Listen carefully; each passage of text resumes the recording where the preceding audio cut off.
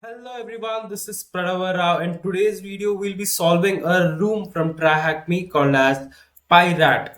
It's a very simple Python code execution vulnerability which we need to be exploiting to get into the box as the root which solves the machine. Now I've already solved this particular room few days ago and still would like to showcase the way how this room is built and the way how we can exploit and gain some root access to the virtual machine or the box which we need to be targeting.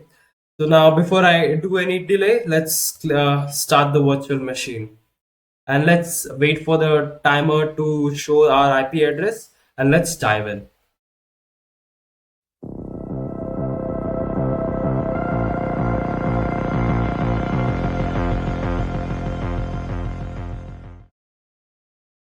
Now let's read the description of the challenge and understand exactly what we're supposed to do as the time is loading. To show our IP address, we can use it. Pyrat receives a curious response from a HTTP server, which leads to potential Python code execution vulnerability. With cleverly crafted payload, it's possible to gain a shell on the machine. Dwelling into the directories, the author uncovers a well-known folder that provides a user with access to credentials.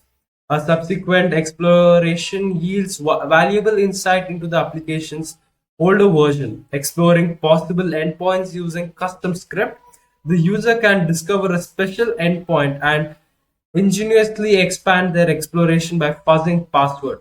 The script unveils a password, ultimately granting access to the root. Okay, so this is a lot to actually understand in one read, but let's break this. Let's break this down as we dive into the challenge and get our hands wet with it. Okay, I have copied my IP address. Meanwhile, let's also get into our notes where we can make notes related to this challenge. That was my previous challenge, which I showcased in another video. Let me call this as Pyrat, and then the objective is just simple. It's related to the submitting the user flag and the root flag. Okay, but I will first, since I've copied down my IP address, I'll put it here and then tag this as IP. Yeah. Okay. Yeah. Now I'll copy this and then put that as the objective. That is this one, the first flag, and then what is the root flag? Yeah. Okay, so and they have also given us the hint only manual enumeration will help, but do not waste fuzzing time. Let me also add that particular hint here. I'll name it as hint, and then this goes in. I'll leave some space for my flag after I capture it. Another hint. I'm sorry, I'm really wasting your time in this, but I'm just making sure that we are all on the same page and understand how this exactly is working. Okay. So now with the IP address that we got, let's first make sure that we're able to ping, right? So let me copy the IP address again and then open up my terminal here. Then I'll paste it here, but before that, ping. So I'm just making sure that I'm able to reach the target system. I've already connected to my I've already connected to my open VPN of TryHackMe, and we are also able to see that we are receiving pings from the target system, which means it's up. Now, when we paste this IP address, assuming that it has a website, it says unable to connect. Now, for that, what I did is I used Nmap to understand what exactly is happening with our target system. I also wanted to look at the operating system that it is running. So here, what I'm doing is I'm specifying using Nmap. I'm trying to specify TCP sync to see which are all the open ports which is present in the system, and -sv is going to look at the version numbers, what are all present in the box, and then O defines the operating system that is running the or is being run in the target system. So, and this is the IP address of it. You can see the help switch of nmap using help, and then you can go deep and understand exactly what these switches are. Okay, which I'll not be getting into right now. Let me also make my notes about now, since I've given -sp to search for the version numbers, it's going to take a little bit of time, but then I'll make my notes till then. So nmap results, I'll be adding it here. Nmap results. Okay, let me paste the results in here. What is the status of it?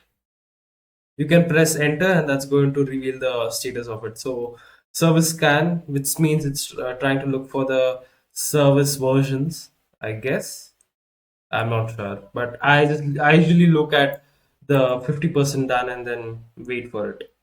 Okay, now after waiting for a few minutes and then my desperation to know what is the status of the scan, as you can see from here, uh, okay, we have got the result from the nmap, and we can see that port 22, which is used for SSH, is enabled and it has a version number of 8.2.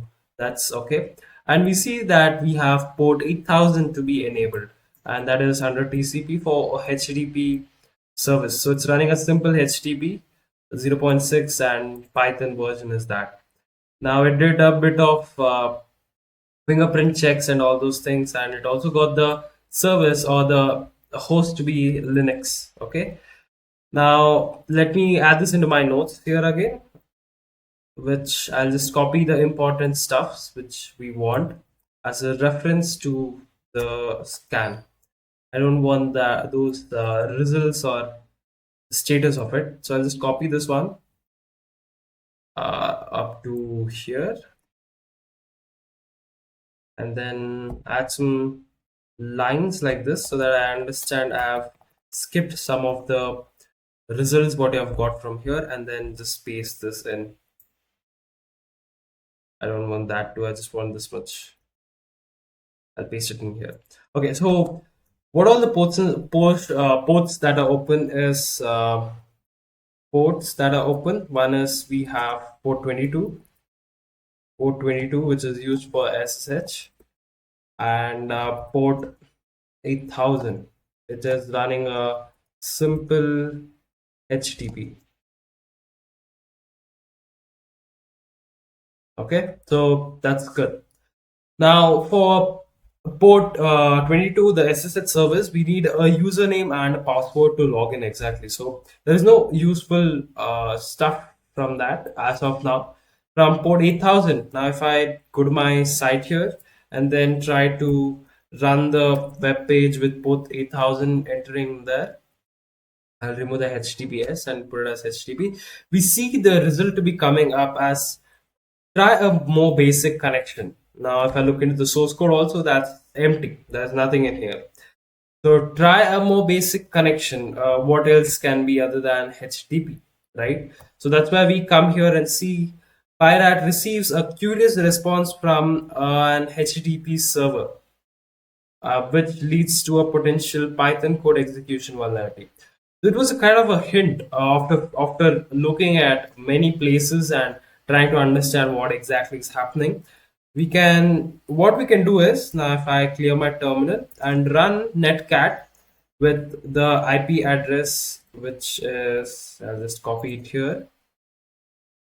It's better if I create an environment calling it as IP address, but let's not do that right now. Now netcat, and then if I give in the IP address with the port number as 8000, and if I press enter, you might notice nothing showing up here.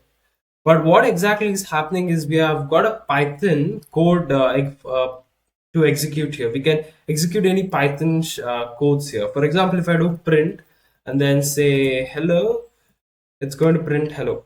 Now if I do print hacker is here and then press enter, it's going to say hacker is here. Okay, so that shows that we are able to interact with the server using Python.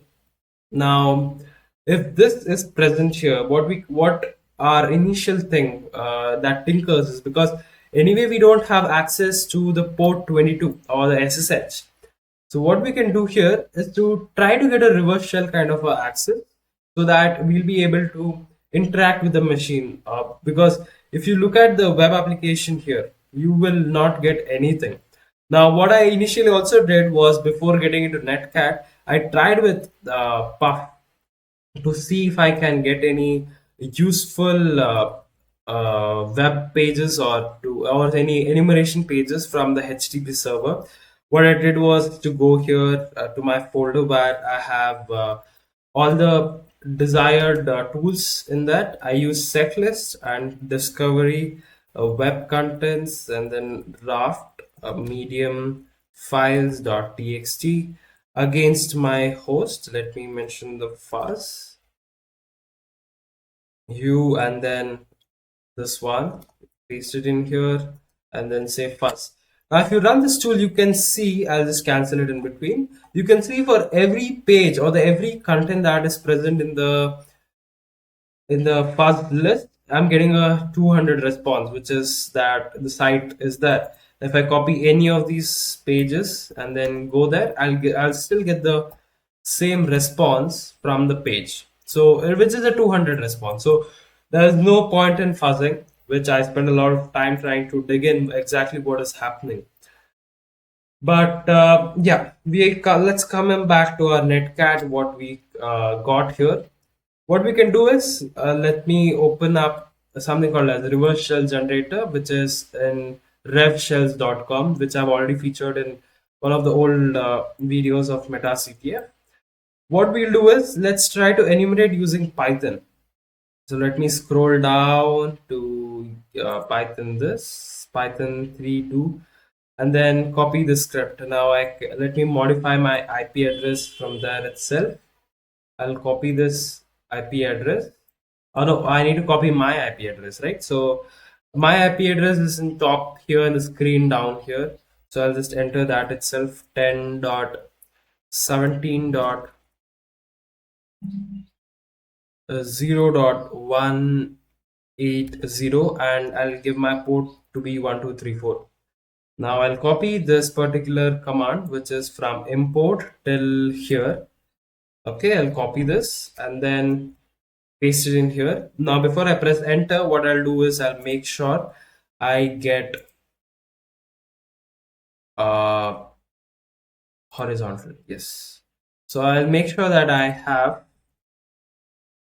another shell which is ready to receive the netcat session to my box.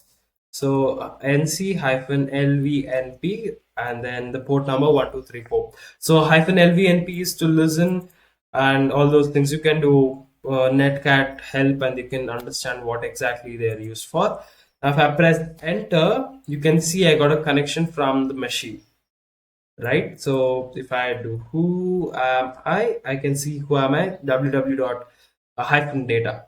Okay, so we have got a reverse shell. Now let's put that into our notes. Now the thought process, what I exactly went through that I don't have port username and password for SSH and all. I'm just not going to enter it there, but I will make sure I enter these things, which is reverse shell. Now since there is no positive response from the HTTP server, okay, we can try with the netcat session.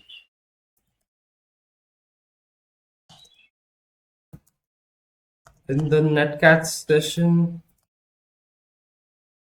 we are able to interact with a Python code, Python, which executes the Python commands. Okay, so now because of this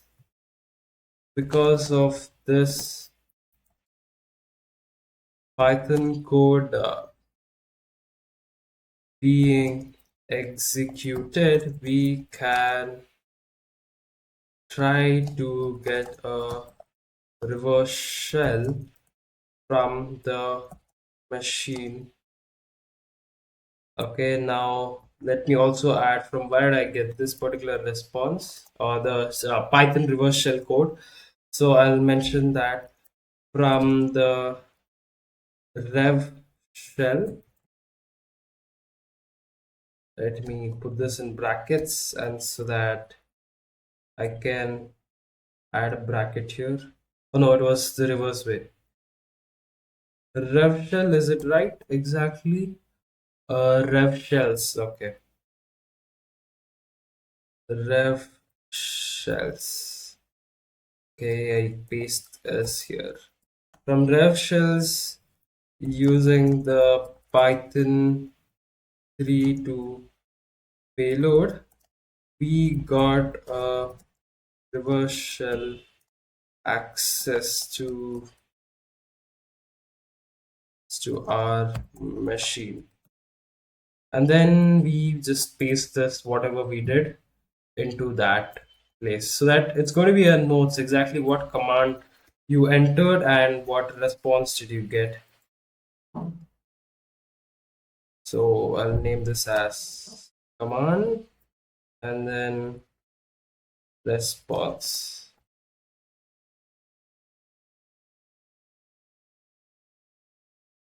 Okay, that's good.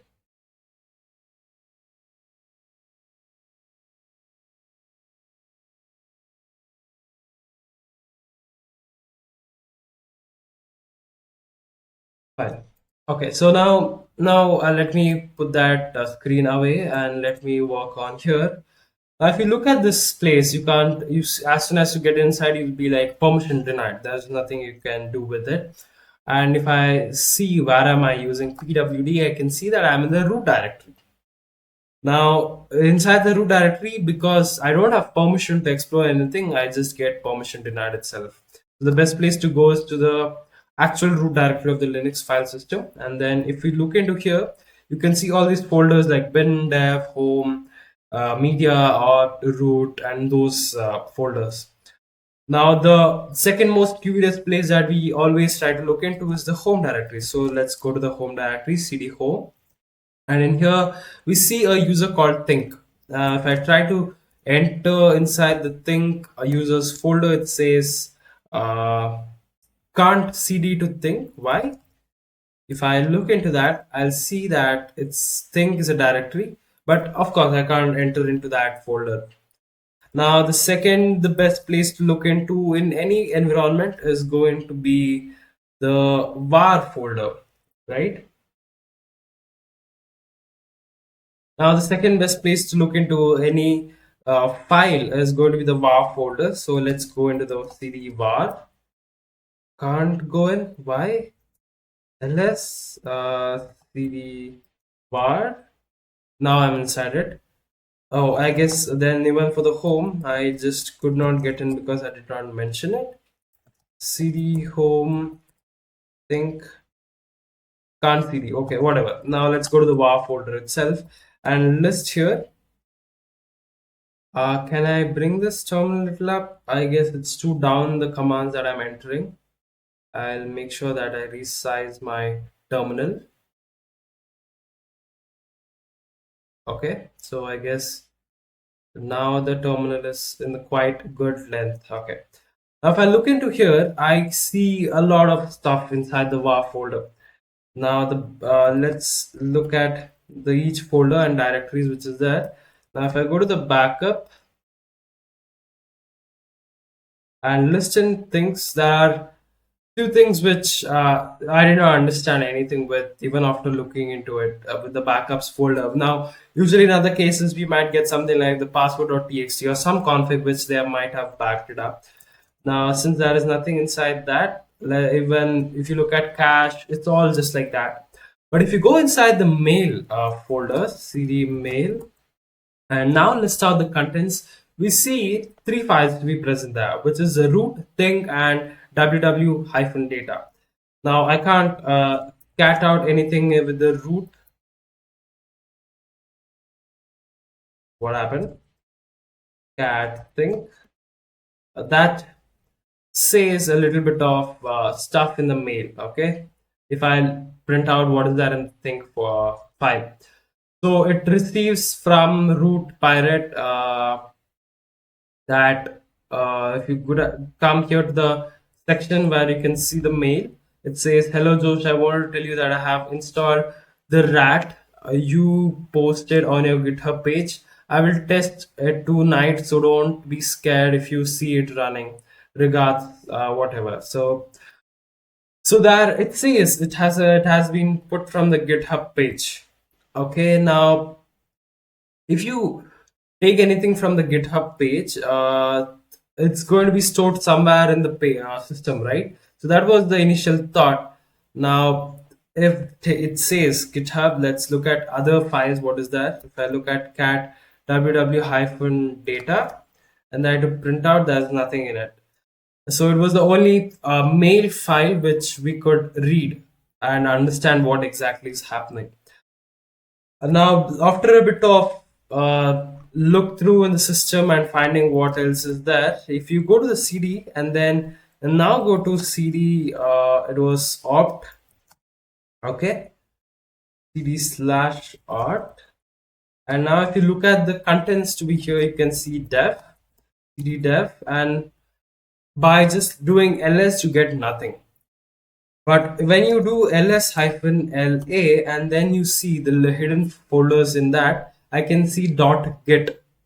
Now that is a folder which whenever you try to clone a repository and then start to use it, it's going to be a folder where it stores all the logs that you generate or that all you do in the file system. That is .git folder. Now if I go inside .git and then list out the contents to be present here, I can see branches, config, index, logs, and all those things which is there. Now, once you come in here and see the config file, if I print out the config file, we get a list of things related to the user, which happens in all the GitHub page. Now, the GitHub had the username as well as the password file stored in it. Okay, so let's copy this username. I guess we went a long way with the notes. Let me just use in what we have got. I'll put this as root and username as, and then the password. We have gone a long way making notes, so I'm just going with the flow, and I don't want to waste anyone's time here. So that's the username and password that we get in from the GitHub page. Now we already saw from the home directory that we have a user called think.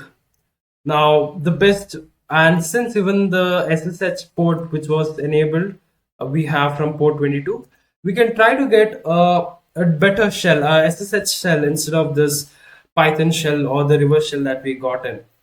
So that's what we'll do now. Let me exit from that terminal and press exit. And here I will exit and then clear my terminal. Okay. Now, with SSH and the usernames that we got, it's not ideal if you are in between a CTF to actually exit the terminal like that, because you will have a lot of data in here. But now, since I've already solved it, I know what data to actually look into and what not. So, not to worry about it. So, think, and then the IP address as I've pasted in here. Now it's going to ask, yes, I want to, I'm sure with the fingerprint. Then I'll also copy the password and then password in here. So it's going to take a minute and then it's going to load the shell here, right? So we got the shell. Let me clear my screen. And then if I list out the contents in here, since I have logged in as the user called Pyrat, I'm able to get the flag, the first flag, which is the user's flag, which is this one. Okay, now you can copy this and paste it into the page and you will receive the first, which shows that you have got the first flag. Okay, now Now once you're the user, now we need to find out more about it. Now the last place that we actually left off was the GitHub page. So let's go there, cd into opt and then dev. Okay, here this is where we had our GitHub page, right? .github. Now looking into next inside the git page and then printing out everything. Let's print out the commit editing, what that page is. So cat commit editing. So it says added shell endpoints. Now, if you just look into what is this added shell endpoints, you might not understand anything. And if you print out other files like description, it says nothing in here. And if you look at the logs, cd logs, you can see head. Let's cat that out. Okay, it says that there was some commit done to it. So added shell endpoint, the same thing is happening there. Now let's go back to folders to the main branch that we have. And then if you look at the git status, okay, it says that deleted pyrat py.old. Now you can actually, this took a lot of time to understand. You can understand it by reading here. We have done this curious response, which leads to a potential Python code execution vulnerability. The cleverly crafted payload, it is possible to gain a shell to the machine, which we did, which was the reverse shell that we got using Python. Dwelling into the directories, the author uncovers a well-known folder that provides the user with access to credentials. Now we got this after a lot of searches that was done in the machine. We went to the file folder and then understood and then came to the GitHub where we got the credentials. A subsequent exploration yields to a valuable insight into the Python's application's older version. Okay, that is what is this. So Pyrat py.old. Now exploring possible endpoints using custom scripts. Now they talk about Python using endpoints and all those things. To get a proper understanding, first let's retrieve or recover this particular file. So I'll use git restore pyrat.py.old. Okay, now I've retrieved the file. Now if I print out what is there inside this particular Pyrat folder or the file, I can see a part of a code to be displayed here. Now after a lot of searches and then trying to understand this, we got into, I got into a place where let me go to my location where I've actually stored the links. CD Pranava TryHackMe, and then inside Pyrat. Here cat, I guess it was links.txt. I don't want to print out everything that is there. Just grab anything with py. Yeah, I got the Pyrat root toolkit. So after searches between understanding what this code is and all those things, there's a GitHub repository called as Pyrat, and now it's related to all privilege escalation. It does its work of, it's a basically a CTF toolkit where you can use it for understanding about Python, and then you can host it in your CTF environment. So going into the Python code of this particular repository, we can compare the code which is present here with what we got from this particular file which was deleted from it. So maybe that's what they were referring to exactly by telling that this is the exact file. Now, how I understood that was from going to the .git folder and then looking into the config file. So cat config, and then with the name and all those things you can identify it. Okay, so I guess I've zoomed in a lot. Let me come here. What happened to my, yeah, okay, my Kali Linux was stuck for a minute. So looking at the name and searching for this in GitHub, We got to know, I mean, I searched for this particular page with the username and email, all those things. It was a bit of reconnaissance kind of a thing, which I did using the username and then searching for the GitHub location. I got this particular toolkit. Now, understanding this particular thing that we have got, the Python Pyrat.old, py.old. So this, what it does is, if that gets an endpoint, if you get some a username or something to be entered into the Python code, the interactive shell which we got from Netcat, and then it's going to check if the socket is admin, and downgrades if it is not approved. So if I enter admin into the shell, and if there is no proper authentication done, it's going to like downgrade my level of access. Now it's actually a little bit of deep technical understanding which you need to be having, which is, if I'm not the user, it can downgrade the access. Like, you will get to know once I start to explain what exactly this tool does. So after getting this code and then finding the Pyrat Python code, which was here, and analyzing the entire Python code on how it exactly works, I use a bit of ChatGPT to explain it to me in a better way.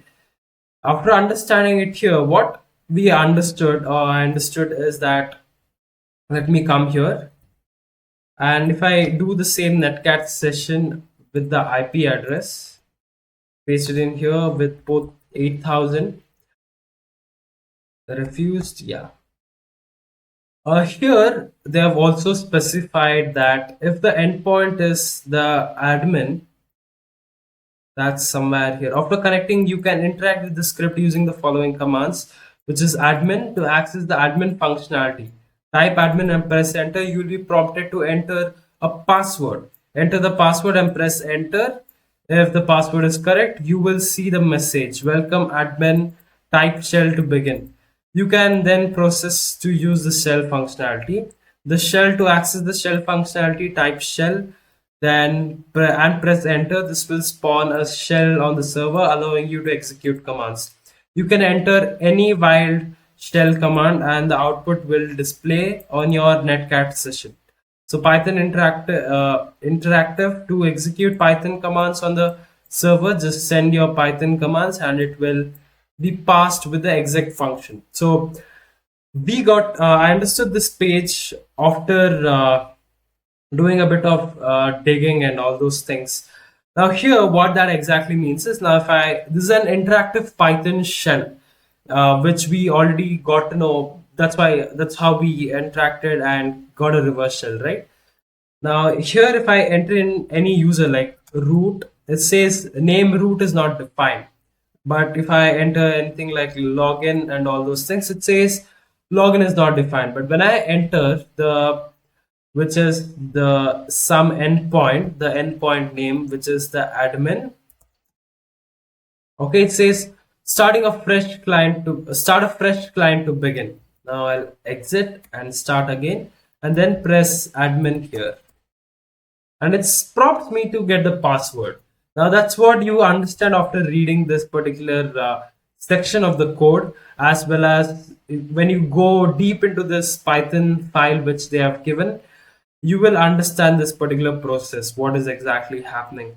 Now this was a snip of the entire code which was there to get the access. Now here, once I'm an admin, I have no idea about what the password was.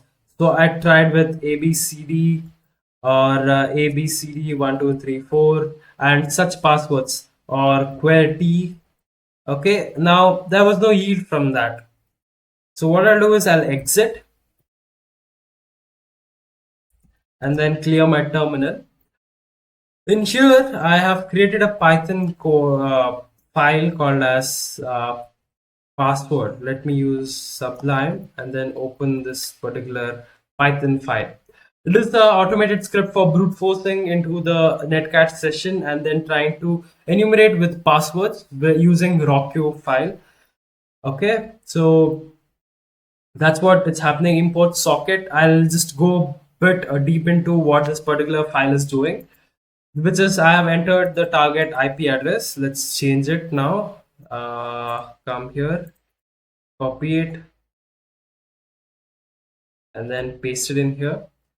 Now the port is 8000, and this is the same location for my Rockyou.txt, which is going to be used for trying out the passwords. Now fast passwords, it's actually called here. As soon as the tool is run, it's going to run the function, which first it does is to read the files or read the password which is stored inside the Rockyou.txt using encoding of UTF-8, or there was some error with importing it, so I've used try and accept functionality to read this. It's going to read the file, and it's going to read function. It's going to read all the passwords which is stored inside the file. Now for password and passwords, I'm creating a loop to use password which is stored inside the passwords file, which is the Rockyou.txt's contents, and then passing it through strip to remove out any backslashes, the /n, and all those things, and then passing it through attack password function, which is here. Now when we get the correct password, it's going to break out. If not, it's going to try for another password. Now coming to the attack password, it's a functionality. I'm going to create a connect socket, which is going to connect into the Netcat session uh, of the server. I mean the target system. It's going to use a correct socket, okay, from a Python module called socket. It's going to try to connect to that shell, and then it's going to enter a command called admin. That's what we need, right? When we enter Netcat, I need to enter admin. The first thing I said admin, I did not take an admin, so it's going to ask for the prompt later. So if the response gets password in it after entering it, the server response after sending admin, okay, it's just going to print the response, and then if it contains password, okay, it's going to try for the password which we are getting from the function here. So it's going to try with the passwords and then send everything in with the /n to say it's a new line. And if the password in response, then it's going to say trying password.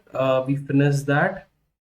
Yeah, if password not in response, so if I enter anything like QWERTY, okay, it says password again. But now after analyzing from the Python here, I'll find shell, not that. Yeah. Now, if the password is right, you can see that it's going to say welcome admin, type shell to begin. So, if you're going to get this, instead of getting password again, if I get the wrong password, it's going to ask for the password once again. So if not password in the response, if there's no term called as password, say that server response of password, I got the password, and then it's going to return true, and it's going to end the function, and then go back here showing the password to us. Now enough of looking at the code. Now let's actually run this using Python 3. I'll say password.py and then press enter. So what's happening? Okay, let me kill this thing. I guess it's not able to connect it since I have not saved the IP address. It looks like the same IP address. Paste it, saved it in here. Let me run this code again. Yeah, now it's trying for different passwords from the Rockyou.txt. Now you can see it tried for 1, 2, 3, 4, 5, 6. It said password. So incorrect password and all those things. Now coming down, we see trying for ABC123 and says welcome admin, type shell to begin. That was the response that we got after writing the password ABC123. So that's what is printed here. Okay, so correct password found. So we found the password for the shell here, the Netcat session, what we get here. So basically, if you are confused with what exactly is happening, you can analyze this particular shell code, and then you will get a clear picture of what exactly we did from understanding here. It says that it's a Netcat session and it has a Python script which executes our command. So that's what we did. Now let's go here and press Netcat. Let me press an admin, type admin. The password was ABC123. Press enter. It says welcome admin, type shell to begin. So type shell. And if I do who am I say I am root, and the present working directory is the root folder. And if I list out the contents in here, I can see the root.txt to be present. I can cat this root.txt and you can get the flag for the root. So this has given us all the access to the entire server, and we found the second flag which we need to submit for the root, right? So that's what is the description. If we need to go step by step, understanding the hint that they've given here, like if you see a subsequent exploration yields valuable inside the application's older version, that is what is a deleted file that we get from Git. And then it says exploring possible endpoints using custom script. Now you can write a brute forcing script, Python script to find for the endpoints, but anyway we found this particular GitHub page, so that was not a requirement. The user can discover a special endpoint and ingeniously expand their exploration by fuzzing passwords. So we created a custom script using Python to fuzz out the passwords using Rockyou.txt. So the script unveils a password, ultimately granting access to the root. Okay, so we got a little kind of a cheat sheet because of this GitHub page and understanding the rootkit, how it works and the functionalities of the rootkit using these. After connecting, you can like the description of the page. Usually that happens, like you might have an application running in your server and you might have posted it in a GitHub or some blog page describing how the particular tool works. Now using those things, we can, even though there was no vulnerability in the plain text directly, we can understand the particular code and then try to exploit it. So that was it in this particular challenge. We got the root shell and even the root password and the think user and their password. I know I thought of making notes in parallel, but it was a lot of information. And since I've already solved this particular challenge, the backlog of memory of solving this challenge just drives you in. But when you're doing it for the first time, it's a lot of importance is given to a proper notes being there. That's fine, I guess. Hope you all understood. If you did not understand, you can post down your queries down below in the comment, and I'll help you to solve the challenge or to give a better description and understanding about the challenge. So, okay then, if you did like the video and understood something about the challenge and would like to know more about it or want any other clarifications or questions or anything like that, you can comment down below. And if you did like and learn something out of this particular challenge, you can like the video, which helps me a lot and keeps me motivated. And if you're new to this channel, please do subscribe to the channel, because that does help me to be motivated and to solve the challenges more and bring out more content to the community here and expand and do some learning to the community. That's it. You can hack the YouTube algorithm in an ethical way by liking, sharing, and subscribing to my channel and promoting this thing. So that is it for this video. Thank you for watching. See you soon. Bye.